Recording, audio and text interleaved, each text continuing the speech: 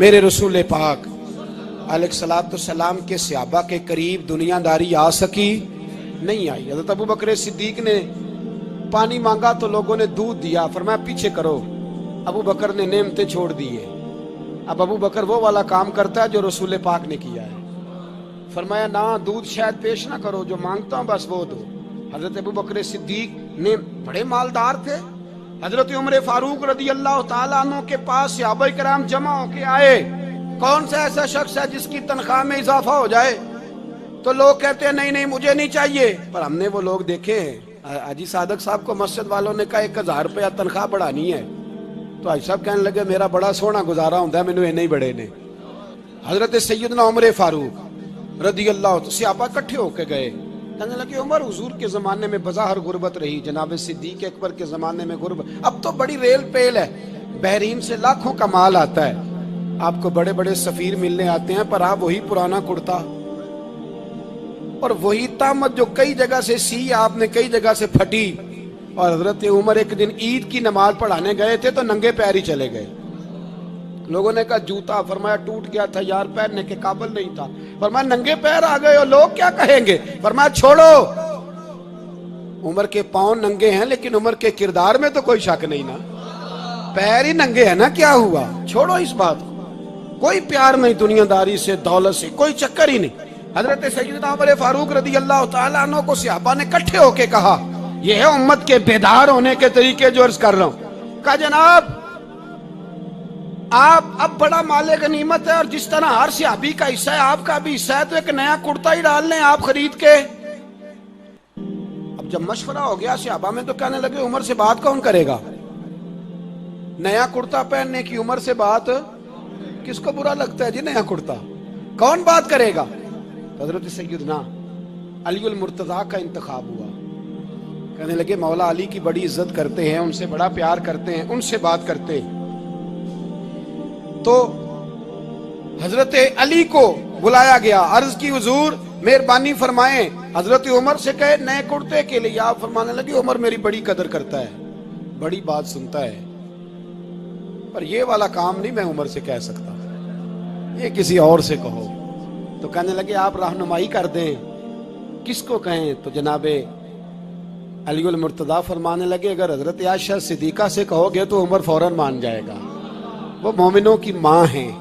صحابہ حضرت عائشہ کے پاس، اماں جی عمر کو بلائیں، ان کو کہیں، بڑے بڑے سفیر آئے ہوتے ہیں وہی پرانے کپڑے پہن کے بیٹھ جاتے ہیں۔ اللہ اکبر، حضرت عائشہ نے پیغام بھیجا، فرمایا عمر کو بلاؤ۔ عمر فاروق دوڑے ہوئے آئے، پردے کے پیچھے حضرت عائشہ کے پاس گھٹنوں کے بل، اماں جی دیر تو نہیں کر آیا میں آنے میں، حکم ہو، حضور کے گھر سے پیغام آیا، بڑے بڑے سفیروں کو چھوڑ کے بھاگے۔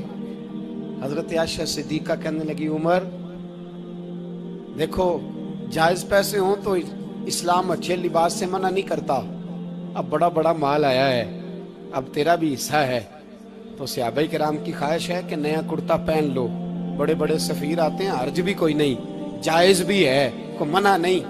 حضرت عمر نے گردن جھکا، جی اماں جی، جی اماں جی، جی اماں جی۔ حضرت عائشہ کہتی ہیں بات ختم ہوئی، عمر نے گردن اٹھائی تو عمر کی داڑھی آنسوؤں سے بھری ہوئی، کہتی ہے مجھے کہنے لگے اماں جی میں تو صرف مسجد میں دیکھا کرتا تھا، آپ تو مصطفیٰ کو دن رات دیکھتی تھیں، جس طرح کے کرتے آمنہ کے لال نے پہنے ہیں مجھے بھی پہنا دو، میں تیار ہوں، میں پہن لوں گا، میں تیار ہوں، پر جس طرح کے میرے نبی نے پہنے۔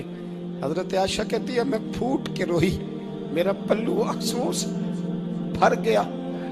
فرماتی ہیں میں عمر کی بات سنتی گئی تو میرا پلو آنسوؤں سے، میں نے کہا عمر تو جا، تو ٹھیک ہے۔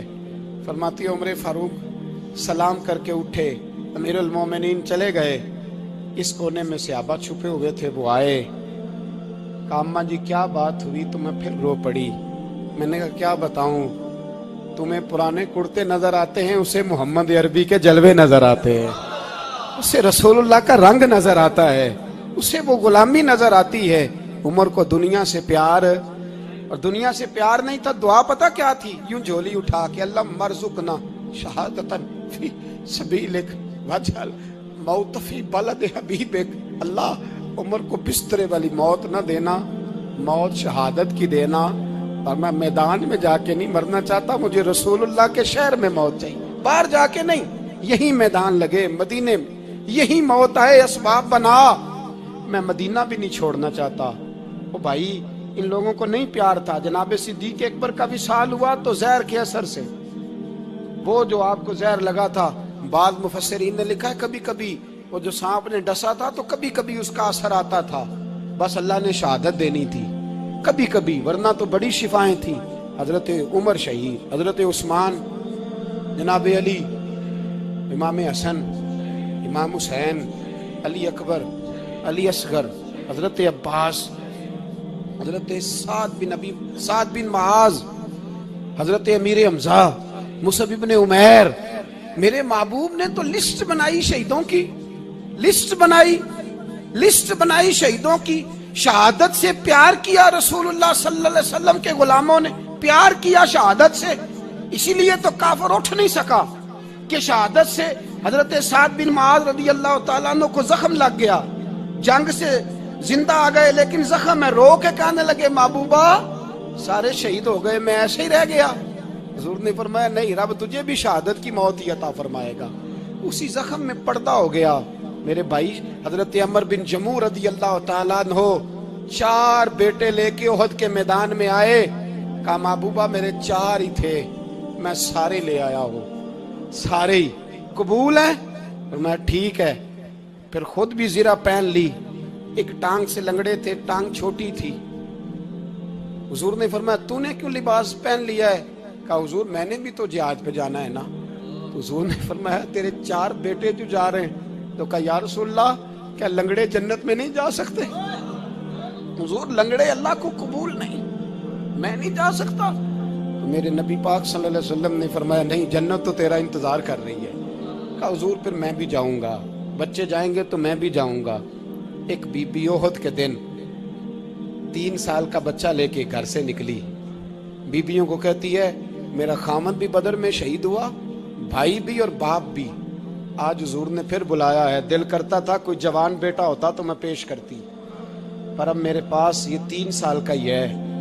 بچہ لیا، مدینے میں مسجد نبوی میں حضرت بلال سے کہنے لگی 2 منٹ حضور کا دیدار چاہیے۔ نبی پاک آئے، کیسے آئی ہو؟ کہنے لگی محبوبہ میں شہید کی بیٹی، شہید کی بہن، شہید کی بیوہ ہوں، میرے پاس اب جوان تو کوئی نہیں، یہ 3 سال کا ہی ہے۔ حضور نے مسکرا کے فرمایا یہ کرے گا کیا؟ کرے گا؟ کہنے لگی حضور سنا ہے اسلحہ تھوڑا ہے، ڈھال کی ضرورت ہے، لوہے کی ڈھال ہوتی تھی، جب تلوار آتی تھی تو آگے کی جاتی تھی۔ کہا محبوبہ میرا شہید کی اماں بننے کو بڑا دل کرتا ہے، یہ میرا 3 سال کا لے جاؤ، جب تیر آپ کی طرف آیا تو میرا بیٹا آگے کر دینا، یہ ڈھال کا کام تو دے گا نا۔ ہنستے ہوئے محبوب کی آنکھوں میں آنسو آئے، بچے کو پکڑ کے سینے سے لگایا، ماتھا چوما، فرمایا جا تیرے ساتھ وعدہ ہے، قیامت کے دن تجھے شہید کی اماں کہہ کے ہی پکارا جائے گا، وعدہ ہے تیرے ساتھ تجھے شہید کی۔ میرے بھائی مرنے کو دل ہی نہیں مسلمان۔ میرے نبی پاک صلی اللہ علیہ وسلم نے فرمایا جس کے دل میں کبھی شہادت کی آرزو پیدا نہیں ہوئی، اس کے سینے میں دھڑکنے والا دل مومن کا ہے ہی نہیں، وہ تو منافق ہے۔ جو کبھی دین کے رستے میں شہید ہونے کو، میرے بھائیوں دین کو بڑی ضرورت ہے، بڑی ضرورت ہے، بڑی۔ اے خاصائے خاصان رسول وقت دعا ہے، امت پہ تیری آ کے عجب وقت پڑا ہے۔ وہ دین جو بڑی شان سے نکلا تھا وطن سے، پردیس میں وہ آج غریب الغربا ہے۔ فریاد ہے اے کشتی امت کے نگہباں، بیڑا یہ تباہی کے قریب آن لگا ہے۔ اور ایک شاعر قلم توڑ گیا، کہنے لگا تجھ سے فریاد ہے اے گنبد خضرا والے، تجھ سے فریاد ہے اے گنبد خضرا والے، کعبے والوں کو ستاتے ہیں کلیسا والے، تجھ سے فریاد ہے اے گنبد خضرا۔ اپنے اندر دین کا درد پیدا کرو، ذوق پیدا کرو، مسلمان بن کے جینا